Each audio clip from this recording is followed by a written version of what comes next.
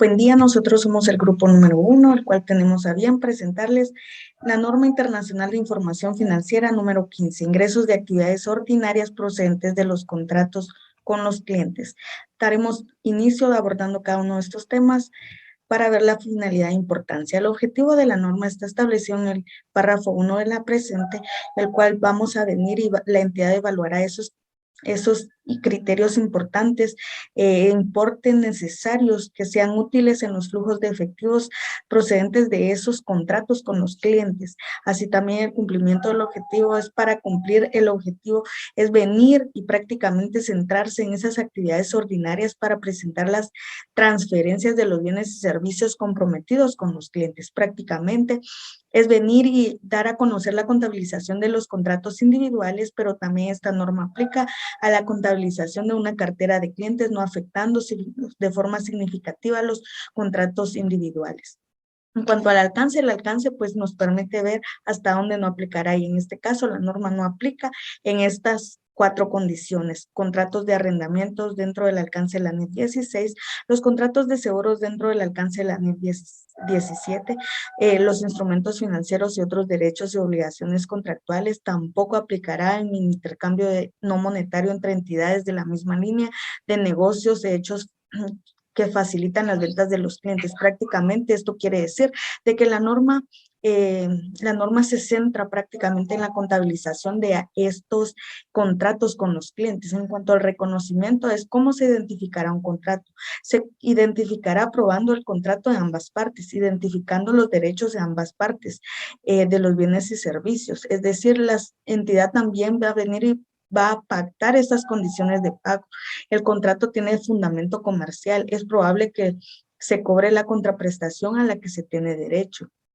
Y también los cambios en los contratos, una entidad cambiará uno o más contratos realizados aproximadamente al mismo tiempo. Esto quiere decir de que estos cambios se pueden dar y se va a contabilizar como si fuese uno solo. En cuanto a la modificación del contrato se va a hacer, pues esta entidad va a venir y va a hacer un nuevo contrato con nuevas obligaciones, nuevos derechos. Se puede hacer esta modificación escrita, de forma oral o de forma implícita. Una entidad también va a contabilizar estas modificaciones como si se tratase de un contrato por separado. Buenos días a todos. Siguiendo pues con el tema modificaciones al contrato, tenemos que la norma nos da 3 escenarios. Existe incorporación o retiro de productos similares o diferentes. El precio de las nuevas unidades del contrato es diferente. Por lo tanto, una entidad contabilizará como si fuera un contrato separado. Incorporación o retiro de productos similares o diferentes. El precio del contrato es igual. Se dará de baja el contrato anterior y se creará un nuevo contrato.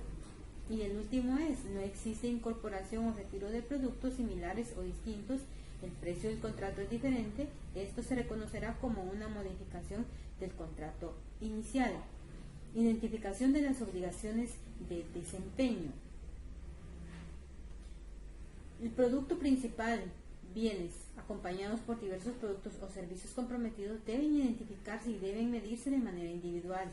El cliente debe tener acceso a una vez o de manera continua según lo especifique en el contrato. En el caso de estos bienes o servicios no pueden identificarse o medirse de manera individual. La norma permite agruparlos y considerarse como si fueran un solo bien o servicio y cuando tengan las mismas características similares. De esta manera, cada uno de estos bienes o servicios o grupos se considerará como una obligación de desempeño. Satisfacción de las obligaciones de desempeño. Para cada obligación de desempeño identificada de acuerdo con los párrafos 22 al 30, una entidad determinará el comienzo del contrato si satisface la obligación de desempeño a lo largo del tiempo de acuerdo a los párrafos 35 al 37, o satisface la obligación de desempeño en un momento determinado de acuerdo con el párrafo 38. Si una entidad no satisface una obligación de desempeño a lo largo del tiempo, dicha obligación de desempeño se satisface en un momento determinado. Métodos para medir el progreso. Tenemos los métodos apropiados de medir el progreso, incluyen métodos de producto y métodos de recursos. Los párrafos del 14 al 19 proporcionan guías para utilizar los métodos de producto y los métodos de recursos para medir el progreso o una entidad hacia la satisfacción completa de una obligación de desempeño. Para determinar el método apropiado para medir el progreso, una entidad considerará la naturaleza del bien o servicio que se comprometió transferir al cliente. Medidas razonables del progreso. Una entidad debe reconocer sus ingresos de actividades ordinarias cuando ocurre una obligación de desempeño y ésta sea satisfecha a lo largo del tiempo. Se debe reconocer si se puede medir razonablemente su progreso y se debe considerar la aplicación de un método apropiado de medición. Dentro de la medición tenemos que una obligación de desempeño se satisface, se debe reconocer como un ingreso de actividades ordinarias el importe del precio de la transacción. La determinación del precio de la transacción está sujeto a los términos del contrato o a la práctica habitual del mismo. Una contraprestación variable puede estar sujeta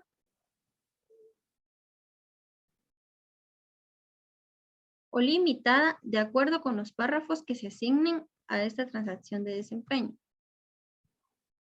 Los pasivos por reembolso se deben reconocer si la entidad recibe contraprestaciones de un cliente y espera reembolsarle toda o parte de la contraprestación. Pueden surgir limitaciones de las estimaciones de la contraprestación variable y estas se deben tratar o incluir al precio de una transacción todo o parte del importe de la contraprestación que se haya estimado. Si es probable que no ocurra una reversión en el importe de los ingresos que se hayan reconocidos, entonces se considerará la probabilidad y la magnitud de la reversión de los ingresos. Cuando se realiza una nueva evaluación de la contraprestación variable, al final de cada periodo de presentación se debe actualizar el precio de la transacción y se deben contabilizar los cambios ocurridos en el precio. Existencia de un componente de financiación significativo en el contrato. Cuando se determina el precio de la transacción de un componente de financiación significativo, esto da lugar a ajustar el importe comprometido de aquella contraprestación y se dará cuenta del valor temporal del dinero. Cuando el calendario de pago sea favorable, ya sea a favor del cliente o a favor de la entidad,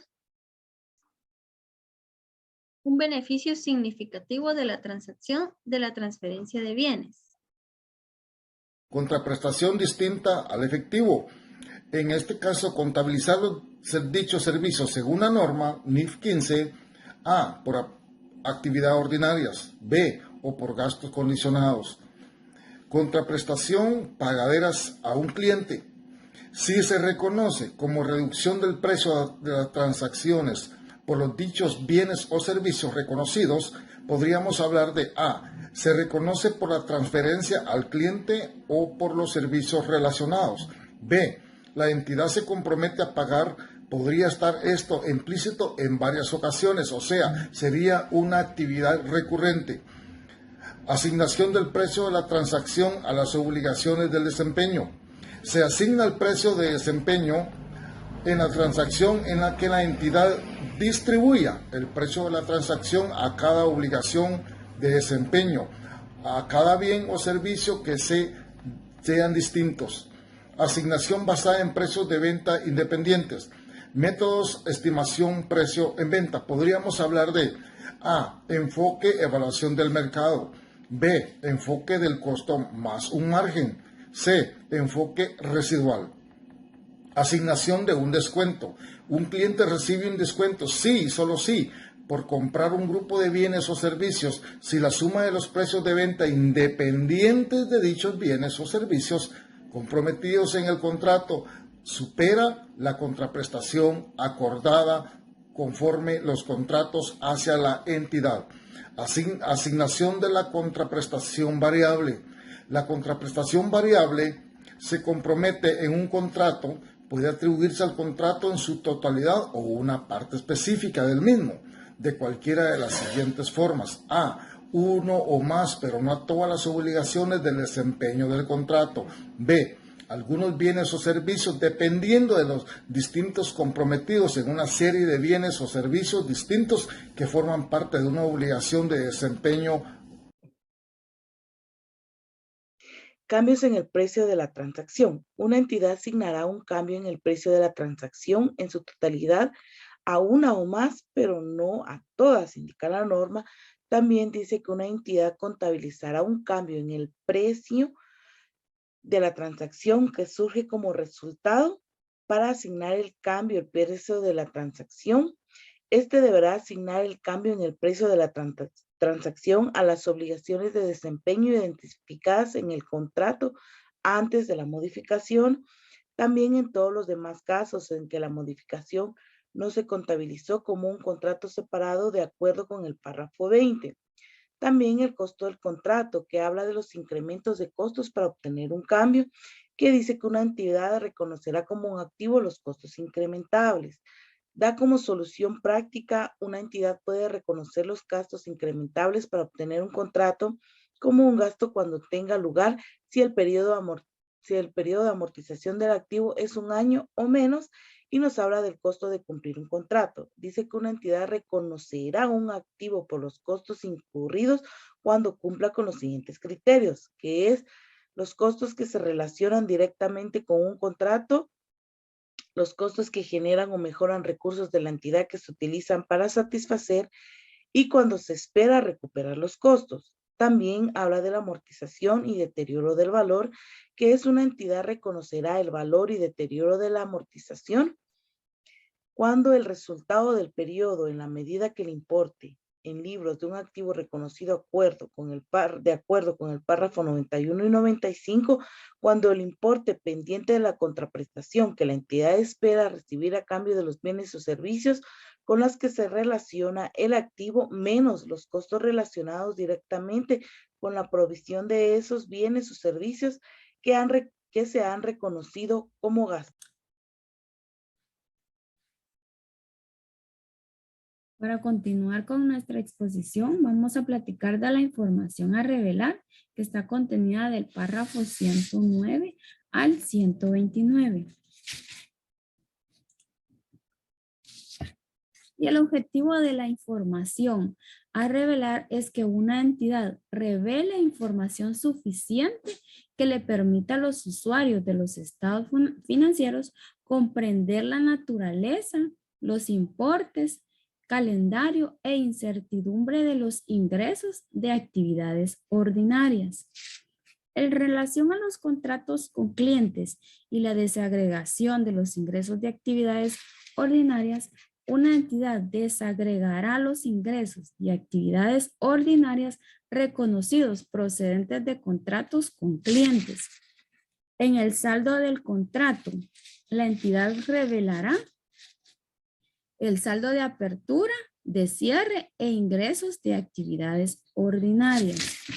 En relación a las obligaciones de desempeño y precio de las transacciones asignado a las obligaciones de desempeño, la entidad revelará el importe agregado de precio de la transacción asignado a las obligaciones y una explicación de cuándo espera la entidad reconocerlo como ingreso. También dentro de los requerimientos de la información a revelar están los juicios significativos en la aplicación de esta norma, la determinación del precio y la transacción, y los importes. También está la determinación del calendario de satisfacciones de las obligaciones de desempeño y las actividades reconocidas por los costos para obtener o cumplir con un contrato con un cliente. Y dentro de las soluciones prácticas, como solución práctica podemos mencionar que una entidad no necesita ajustar el importe que se ha comprometido como contraprestación para dar cuenta de los efectos de un componente de financiación significativo. Y es así como damos por finalizada nuestra exposición. Muchas gracias.